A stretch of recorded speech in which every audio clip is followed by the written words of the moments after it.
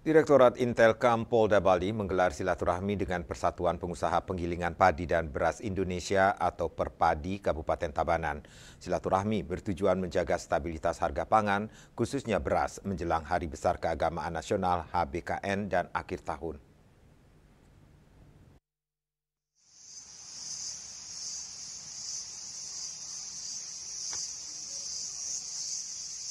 Acara silaturahmi Direktorat Intelkam Polda Bali dengan Persatuan Pengusaha Penggilingan Padi dan Beras Indonesia Perpadi Kabupaten Tabanan berlangsung di Umesari Villa, Desa Umabian, Kecamatan Marga Tabanan pada Selasa 16 September 2025. Kegiatan dihadiri Panit 2 Subdit 2 Direktorat Intelkam Iketut Jayana, Ketua Perpadi Tabanan Ketut Budiarte, serta 55 anggota Perpadi.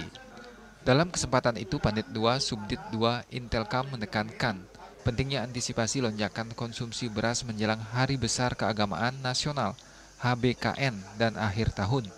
Ia juga menegaskan bahwa pemerintah bersama Bulog telah menjalankan sejumlah program menjaga stabilitas pangan serta mengimbau masyarakat agar tidak melakukan penimbunan beras demi terciptanya situasi kondusif.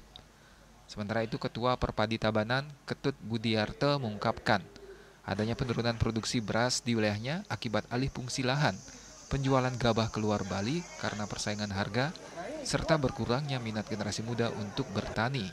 Ia berharap pemerintah dapat melarang penjualan gabah keluar Bali, serta memberi perhatian lebih pada pengusaha lokal demi menjaga ketersediaan dan kestabilan harga beras di Bali. Yang sangat saya hormati.